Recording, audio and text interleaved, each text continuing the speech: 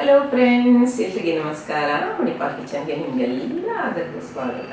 ನಾನು ಪ್ರತಿಭಾ.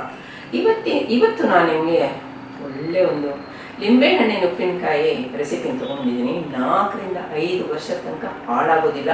ಫ್ರಿಜ್ನಲ್ಲಿ ಇಡಬೇಕಂತಿಲ್ಲ. ನಾರ್ಮಲ್ ಟೆಂಪ್ರೇಚರ್ಗೆ ಒಳ್ಳೆ ಒಂದು ಇದರಲ್ಲಿ ಗ್ಲಾಸ್ ಕಂಟೈನರ್ಲ್ಲ ಹಾಕಿಟ್ಬಿಟ್ರೆ 4 ರಿಂದ 5 ವರ್ಷ ತನಕ ಹಾಳಾಗೋದಿಲ್ಲ.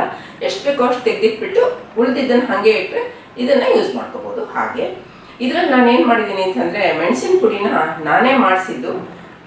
80% ಬ್ಯಾಡ್ಗಿ, 20% ಗುಂಟೂರು ಹಾಕಿಬಿಟ್ಟು ನಾನೇ ಮೆಣಸಿನ ಪುಡಿ ಮಾಡಿಸಿದ್ದೀನಲ್ಲ, ಅದೇ ಮೆಣಸಿನ ಪುಡಿ ಇದರಲ್ಲಿ ಯೂಸ್ ಮಾಡಿದ್ದೀನಿ. ಪರ್ಫೆಕ್ಟ್ ಮೆಜರ್ಮೆಂಟ್ ಕೊಟ್ಟಿದ್ದೀನಿ ಫ್ರೆಂಡ್ಸ್. ರೆಸಿಪಿನ ಕರೆಕ್ಟಾಗಿ ಫಾಲೋ ಮಾಡಿ, ಮತ್ತು ನನ್ನ ಚಾನಲ್ಗೆ ಸಬ್ಸ್ಕ್ರೈಬ್ ಮಾಡಿ, ರೆಸಿಪಿನ ಮೊದಲಿಂದ ಕೊನೆ ತನಕ ನೋಡಿ.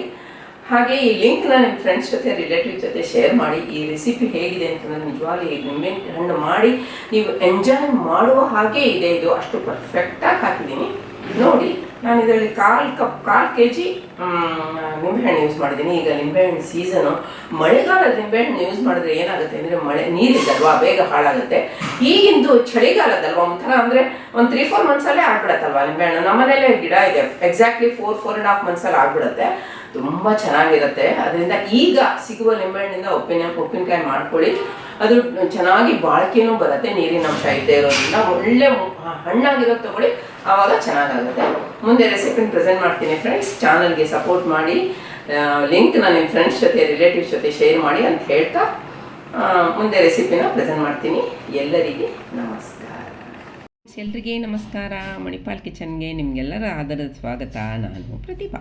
ಇವತ್ತಿನ ರೆಸಿಪಿ ಯಾವುದಪ್ಪ ಅಂತಂದರೆ, ಒಂದು ಒಳ್ಳೆ ಲಿಂಬೆಹಣ್ಣಿನ ಉಪ್ಪಿನಕಾಯಿ. 4 ರಿಂದ 5 ವರ್ಷದ ತನಕ ನಾರ್ಮಲ್ ಟೆಂಪ್ರೇಚರ್ಗೆ ಹೊರಗಿಟ್ಟರೆ ಉಳಿತದೆ. ಅಷ್ಟು ಒಳ್ಳೆ ರೆಸಿಪಿನ ತೊಗೊಂಬಂದಿದ್ದೀನಿ ಫ್ರೆಂಡ್ಸ್.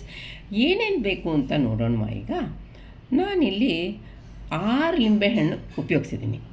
6 ಲಿಂಬೆಹಣ್ಣು ತೂಕದಲ್ಲಿ 250 ಗ್ರಾಮ್ ಆಗ್ತದೆ ಅಲ್ವಾ. ಈಗ ನೋಡಿ, ಬೇರೆ ಎಲ್ಲ ಮಸಾಲೆ ಇಂಗ್ರೀಡಿಯೆಂಟ್ಸ್ನ ಹೀಗೆ ಇಲ್ಲಿ ತೋರಿಸಿದ್ದೀನಿ, ಮತ್ತು ಅಲ್ಲಿ ಹಾಕಬೇಕಾದ್ರೆ ಕರೆಕ್ಟಾಗಿ ಹೇಳಿದ್ದೀನಿ ಅದನ್ನು ನೋಡಿ. ಈಗ 2.5 ಟೇಬಲ್ ಸ್ಪೂನು, ಇದಕ್ಕೆ 2.5 ಟೇಬಲ್ ಸ್ಪೂನ್ ಉಪ್ಪು ಬೇಕು. ಟೇಬಲ್ ಸಾಲ್ಟ್ ಅಂದರೆ ಪುಡಿ ಉಪ್ಪನ್ನ ನೋಡಿ, ಅದು ಟೇಬಲ್ ಸ್ಪೂನ್ ತೋರಿಸ್ತಾ ಇದ್ದೀನಿ. ಅದರಲ್ಲಿ ಈ ಪ್ಯಾನಲ್ಲಿ ಹಾಕ್ಕೊಂಡು ಚೆನ್ನಾಗಿ ಹುರ್ಕೋಬೇಕು. ಹೇಗೆ ಹುರಿಬೇಕು ಅಂತಂದರೆ, ಅದರಲ್ಲಿರೋದು ನೀರಿನ ಅಂಶ ಎಲ್ಲ ಹೋಗಿಬಿಟ್ಟು ಅದು ಫ್ರೀ ಫ್ಲೋ ಹೀಗಾಗಬೇಕು. ನಾನು ತೋರಿಸ್ತಾ ಇದ್ದೀನಿ ನೋಡಿ. ಈಗ ಅದನ್ನು ತಣ್ಣಗಾಗಲಿಕ್ಕೆ ಬಿಡಬೇಕು. ಈಗ ನೋಡಿ, ಇದು ತೋರಿಸಿರುವಂತಹ ಫ್ರೆಶ್ ಆಗಿರೋದು ತೊಗೊಳ್ಳಿ, ಎಲ್ಲೂ ಡ್ಯಾಮೇಜ್ ಆಗಿರಬಾರ್ದು. ಹಾಗೆ ಹಣ್ಣಾಗಿರೋದು ತೊಗೊಳ್ಳಿ. ಈಗಂತೂ ತುಂಬ ಚೆನ್ನಾಗಿ ಸಿಗ್ತಾಯಿದೆ. ಈಗ ಮಾಡಿ, ಈಗ ಇದನ್ನು ನಾನು ಹೇಗೆ ತೋರಿಸ್ತಾ ಇದ್ದೀನೋ ಆಗ ಅರ್ಧದಲ್ಲಿ ಕಟ್ ಮಾಡಿ, ಮತ್ತೆ ಅದನ್ನು ಆ ಥರ ನಾನು ಇವಾಗ ತೋರಿಸಿರೋ ಹಾಗೆ ಪೀಸ್ ಮಾಡ್ಕೊಳ್ಳಿ. ಈಗ ಅದ್ರದ್ದು ಬೀಜನ ಇದಿರುತ್ತಲ್ಲ, ಚಾಕುದು ತುದಿಯಿಂದ ಎಲ್ಲ ಬೀಜನೂ ತೆಕ್ಕೊಳ್ಳಿ. ತೋರಿಸಿದ್ದೀನಿ ನೋಡಿ ಎಲ್ಲ. ಈ ಬೀಜ ಯಾಕೆ ತೆಗೆಯೋದು ಅಂತಂದರೆ, ಬೀಜದ್ದು ಕಹಿತನ ಲಿಂಬೆಹಣ್ಣಲ್ಲಿ ಬರೋದಿಲ್ಲ. ಸೊ ಬೀಜ ಎಲ್ಲ ನಾವು ತೆಗೆಯಲೇಬೇಕಾಗತ್ತೆ. ಎಲ್ಲ ಬೀಜ ತೆಗೆದಿರೋದನ್ನು ತೋರಿಸಿದ್ದೀನಿ, ಬೀಜನ ಬದಿಯಲ್ಲಿಟ್ಟಿದ್ದೀನಿ ಅಲ್ವಾ. ನೋಡಿ, ಈಗ ಅದಕ್ಕೆ ಉಪ್ಪು ಹಾಕ್ಕೊಳ್ಳಿ. 1 ಟೇಬಲ್ ಸ್ಪೂನ್ ನಾವು ಹುರಿದು ಕೂಲ್ ಮಾಡಿದಂತಹ ಉಪ್ಪನ್ನು ಹಾಕೋತಾ ಇದ್ದೀನಿ. ಮತ್ತು ಸ್ವಲ್ಪ ಕಟ್ ಮಾಡಿರುವಂಥ ಲಿಂಬೆಹಣ್ಣಿನ ತುಂಡುಗಳನ್ನು ಹಾಕ್ತಾಯಿದ್ದೀನಿ. ಆಯ್ತಲ್ಲ. ಈಗ ಅದಕ್ಕೆ ಮತ್ತೆ 1 ಟೇಬಲ್ ಸ್ಪೂನು ಉಪ್ಪು ಹಾಕ್ತೀನಿ ನೋಡಿ. ಈಗ ಆಯ್ತಲ್ಲ. ಈಗ ಇನ್ನೂ ಸ್ವಲ್ಪ ಲಿಂಬೆಹಣ್ಣಿನ ತುಂಡುಗಳನ್ನು ಹಾಕ್ಕೊಳ್ಳಿ.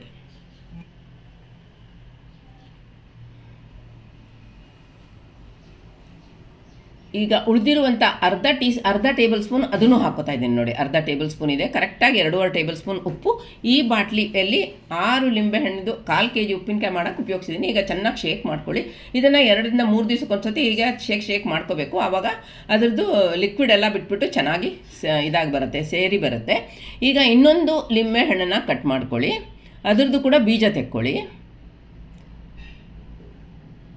ಬೀಜ ತೆಕ್ಕೊಂಡ್ಬಿಟ್ಟು ಬಾಟ್ಲಿಯಲ್ಲಿ ಅದನ್ನು 2 ಹಿಂಡ್ಕೋಬೇಕಾಗತ್ತೆ.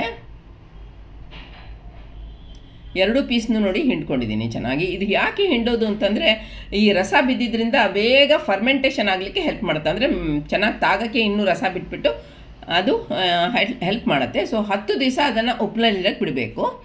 ಈಗ ನಾವು ಮಸಾಲೆ ಹುರ್ಕೊಳ್ಳೋಣ. 2 ಟೇಬಲ್ ಸ್ಪೂನು ಸಾಸಿವೆ ಹಾಕಿದ್ದೀನಿ. ಮತ್ತು ಅದು ಚಟಪಟ ಆದರೆ ಸಾಕು, ತುಂಬ ಹುರಿಯೋಕ್ಕೆ ಹೋಗಬೇಡಿ. ಕರಟು ಬಿಟ್ಟರೆ ಮತ್ತೆ ಕಹಿ ಆಗುತ್ತೆ. ಸೊ ಜಸ್ಟ್ ಚಟಪಟ ಅಂದ ತಕ್ಷಣ ತೆಗೆದುಬಿಡಿ ಸಾಕು. ಇವಾಗ ನೋಡಿ, ತೆಕ್ಕೋತಾ ಇದ್ದೀನಿ ಪ್ಲೇಟ್ನಲ್ಲಿ. ಹಾಗೆ ಅದಕ್ಕೆ ಅರ್ಧ ಟೀ ಸ್ಪೂನು ಮೆಂತ್ಯ ಹಾಕ್ಕೊಳ್ಳಿ. ಆದರೆ ಅದು ನಾನು ಗ್ಯಾಸ್ ಆನ್ ಮಾಡಲ್ಲ, ಇರೋ ಹೀಟ್ನಲ್ಲೇ ಅದನ್ನು ಹುರಿದ್ರೆ ಕಲರ್ ಚೇಂಜ್ ಆಗುತ್ತೆ ನೋಡಿ. ಸ್ಟೀಲ್ ಪ್ಯಾನ್ ಅಲ್ವಾ, ಅದು ಬಿಸಿ ಇರುತ್ತಲ್ಲ, ಸಾಕಾಗುತ್ತೆ. ಈಗ ಅದನ್ನು ಕೂಡ ಅದೇ ಪ್ಲೇಟಿಗೆ ಟ್ರಾನ್ಸ್ಫರ್ ಮಾಡ್ಕೊಳ್ಳಿ. ಈಗ ತಣ್ಣಗಾಗ್ಲಿಕ್ಕೆ ಬಿಡಬೇಕು ಅದನ್ನು. ಈ ಮೆಂತ್ಯ ಮತ್ತು ಇದು ಒಟ್ಟಿಗೆ ರೋಸ್ಟ್ ಆಗಿರೋದು ತೋರಿಸಿದ್ದೀನಿ ನೋಡಿ, ಹುರಿದಿರೋದನ್ನು. ಈಗ ನೋಡಿ, ಈ ಟೇಬಲ್ ಸ್ಪೂನ್ನ ಯೂಸ್ ಮಾಡಿದ್ದೀನಿ ನಾನು. ಹಾಗೆ ಅದು ಅರ್ಧ ಟೀ ಸ್ಪೂನು ಮೆಂತ್ಯ ಹಾಕ್ಲಿಕ್ಕೆ ಯೂಸ್ ಮಾಡಿರೋದು. ಈಗ ನಾನು ಇದನ್ನೇನು ಮಾಡಿದ್ದೀನಿ ಅಂದರೆ, ಈ ಮಾರ್ಟ್ರನ್ ಪ್ರೆಸಲ್ಲಿ ಕುಟ್ಟೋದಿರುತ್ತಲ್ಲ ಸ್ಟೀಲಿಂದು, ಅದರಲ್ಲಿ ಹಾಕಿ ಕುಟ್ಟಿದ್ದೀನಿ. ಯಾಕಂದರೆ ನನ್ನ ಮಿಕ್ಸಿನಲ್ಲಿ ಅಷ್ಟು ಪುಡಿ ಮಾಡೋಕ್ಕಾಗೋದಿಲ್ಲ, ಅದರಿಂದ ನಾನು ಕರೆಕ್ಟಾಗಿ ತೋರಿಸ್ಬೇಕು ಅಂತ ಇದರಲ್ಲೇ ಮಾಡಿದ್ದೀನಿ. ನೀವು ಬೇಕಾದರೆ ಇದನ್ನು ನಿಮ್ಮ ಮಿಕ್ಸಿ ಜಾರ್ ಚಿಕ್ಕದಿದ್ದರೆ ಅದರಲ್ಲೂ ಮಾಡ್ಕೋಬೋದು ನೋಡಿ. ಇದು ಮಾತ್ರ ಫೈನಾಗಿ ಪೌಡ್ರ್ ಆಗಬೇಕು ನೋಡಿ. ಇವಾಗ ಫೈನಾಗಿ ಪೌಡ್ರ್ ಆಗಿರೋದು ತೋರಿಸ್ತಾ ಇದ್ದೀನಿ ಅಲ್ವಾ, ಫೈನಾಗಾಯಿತು ಪೌಡರು. ಈಗ ಅದಕ್ಕೆ ನಾನು ಕಡಲೆ ಎಣ್ಣೆ ಯೂಸ್ ಮಾಡಿದ್ದೀನಿ, ನೀವು ಎಳ್ಳೆಣ್ಣೆ ಇದ್ದರೆ ಯೂಸ್ ಮಾಡ್ಕೋಬೋದು. 3 ಟೇಬಲ್ ಸ್ಪೂನ್ ಎಣ್ಣೆ ಚೆನ್ನಾಗಿ ಬಿಸಿ ಮಾಡ್ಕೊಳ್ಳಿ. ಅದಕ್ಕೆ ಇವಾಗ 1 ಟೀ ಸ್ಪೂನು ಸಾಸಿವೆ ಕಾಳು ಹಾಕ್ಕೊಳ್ಳಿ. ಮತ್ತು 2ರಿಂದ 3 ಚಿಟಿಕೆ ಅದು ಚಟಪಟ ಆದಮೇಲೆ ಹಿಂಗೆ ಹಾಕ್ಕೊಳ್ಳಿ ಪುಡಿ. ಸ್ವಿಚ್ ಆಫ್ ಮಾಡಿಬಿಟ್ಟು ಈಗ ಅದನ್ನು ತಣ್ಣಗಾಗ್ಲಿಕ್ಕೆ ಬಿಡಿ. ನೋಡಿ, ನಮ್ಮದು ಇವಾಗ ಉಪ್ಪಿಗೆ ಹಾಕಿರೋದು ಲಿಂಬೆಹಣ್ಣು ಎಷ್ಟು ಚೆನ್ನಾಗಿ ಉಪ್ಪು ತಾಗ್ಬಿಟ್ಟು ಹೇಗೆ ಕಮ್ಮಿ ಆಗಿಬಿಟ್ಟಿದೆ. ಬಾಟ್ಲಿ ಫುಲ್ ಇತ್ತಲ್ಲ, ಇವಾಗ ನೋಡಿ ಎಷ್ಟು ಕಮ್ಮಿ ಆಗಿಬಿಟ್ಟಿದೆ ಅಲ್ವಾ ನೋಡಿ. ಈಗ ಅದನ್ನು ಒಂದು ಅಗಲವಾದ ಬೌಲ್ಗೆ ಹಾಕ್ಕೊಳ್ಳಿ. ಅದಕ್ಕೆ ಇವಾಗ 1/5 ಟೀ ಸ್ಪೂನು ಅರಿಶಿಣ ಪುಡಿ ಹಾಕ್ಕೊಳ್ಳಿ. ಹಾಗೆ ನಾವು ಮಸಾಲೆ ಮಾಡಿದ್ವಲ್ಲ, ಅದನ್ನು 2 ಟೀ ಸ್ಪೂನ್ ಹಾಕ್ಕೊಂಡ್ರೆ ಇದಕ್ಕೆ ಸಾಕಾಗುತ್ತೆ. ಉಳಿದಿರೋದನ್ನು ಇನ್ನೊಂದು ಸತಿ ಮಾಡಬೇಕಾದ್ರೆ ಉಪಯೋಗಿಸ್ಕೋಬೋದು. ಹಾಗೆ ನಾನು ಮನೇಲಿ ಮಾಡಿದಂತಹ ಮೆಣಸಿನ ಪುಡಿ ಹಾಕಿದ್ದೀನಿ 2 ಟೇಬಲ್ ಸ್ಪೂನು. ಅಂದರೆ ನಾನು ಮೆಣಸಿನ್ಕಾಯಿ ತೊಗೊಂಡು ಒಣಗಿಸಿ ಮಿಲ್ಲಲ್ಲಿ ಕೊಟ್ಟು ನಾನು ಪೌಡ್ರ್ ಮಾಡಿಸಿದ್ದು.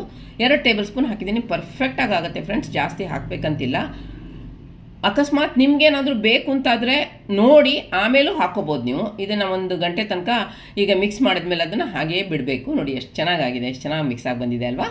ಈಗ ಅದಕ್ಕೆ ನಾವು ಬಿಸಿ ಮಾಡಿ ಇಟ್ಟಿದ್ವಲ್ಲ ಎಣ್ಣೆ, ತಣ್ಣಗಾಗಬೇಕದು. ಅದನ್ನು ಹಾಕ್ಕೊಳ್ಳಿ. ಇದೇ ಪ್ರಿಸರ್ವೇಟಿವ್ ಅದಕ್ಕೆ.